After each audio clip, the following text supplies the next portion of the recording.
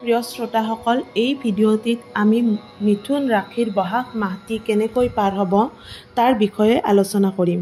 মিথুন ৰাশিৰ জাতক জাতিকাসকলৰ বাবে বহাগ মাহটো অতিকৈ মংগলময়। এই মাহটো আপোনালোকৰ বাবে সুখময় হ'ব। সন্তান প্ৰাপ্তিৰ সমস্যাত ভুগি থকা সকলৰ বাবে সন্তান প্ৰাপ্তিৰ যোগ এই মাহত দেখিবলৈ পোৱা গৈছে। উচ্চ শিক্ষাৰ ক্ষেত্ৰতো সফলতা দেখিবলৈ পোৱা গৈছে। দাম্পত্যত যদিহে বুজাবুজিৰ ভুল হৈ আছিলে, তেতিয়াহ'লে এই মাহটোত সেই সকলোবোৰ ঠিক হৈ যোৱা যেন দেখিবলৈ পোৱা গৈছে। স্বাস্থ্যৰ ক্ষেত্ৰত তলপেটৰ অলপ সমস্যাই দেখা দিব পাৰে। খোৱা বোৱাৰ প্ৰতি অলপ যত্ন ৰাখিব। যদিহে আপোনাৰ ভিডিঅ'টি চাই ভাল লাগিছে, তেতিয়াহ'লে লাইক আৰু কমেণ্ট কৰিবলৈ নাপাহৰিব। লগতে আগন্তুক আহিবলগীয়া ভিডিঅ'ৰ বাবে চেনেলটো ছাবস্ক্ৰাইব কৰি ৰাখিব। ধন্যবাদ।